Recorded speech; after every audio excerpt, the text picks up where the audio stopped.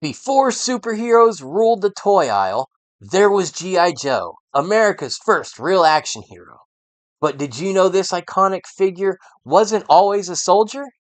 How did G.I. Joe go from a 12-inch doll to a 3.75-inch juggernaut of the 80s? Let's get into battle. Attention, troops! I am Sir Historious, and today we are diving deep into the legendary history of G.I. Joe, the toy line that marched straight into the hearts of millions and became the ultimate symbol of action-packed adventure. Prepare for your deployment. It all started in 1964 when Hasbro launched the first G.I. Joe. But let's get something straight. This wasn't just a doll.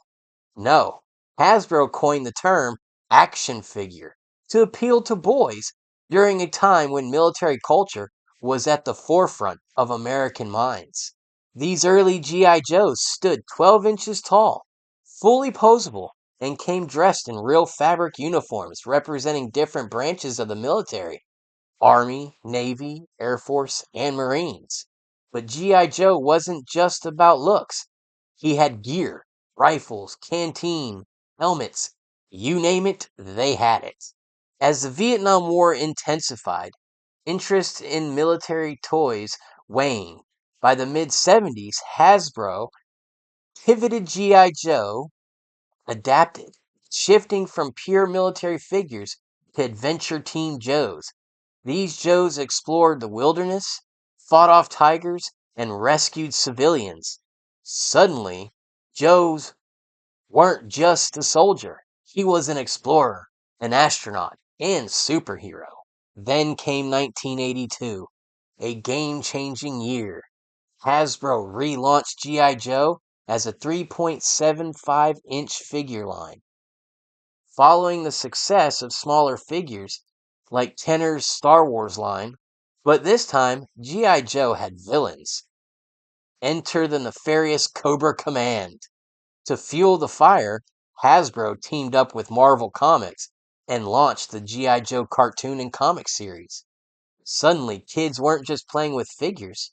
They were watching Duke, Snake Eyes, and Scarlet take on Cobra Commander every Saturday morning.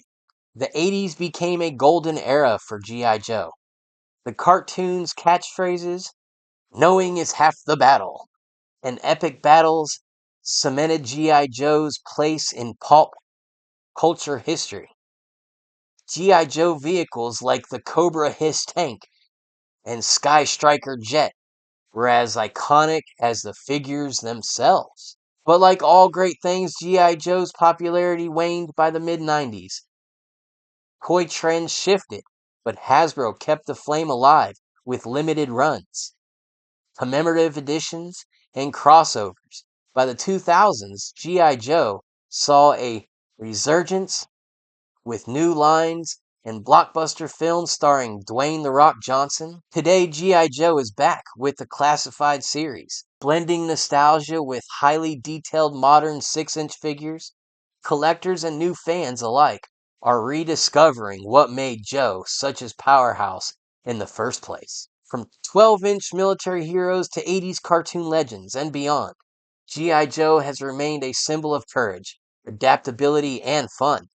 Whether you were a fan from the original Joes or the high-tech ninjas of the 80s, there's no denying G.I. Joe's impact.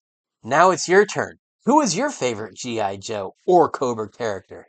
Was it Snake Eyes, Storm Shadow, or maybe Cobra Commander?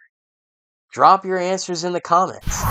Remember, new episodes land every Friday, so subscribe and hit that bell.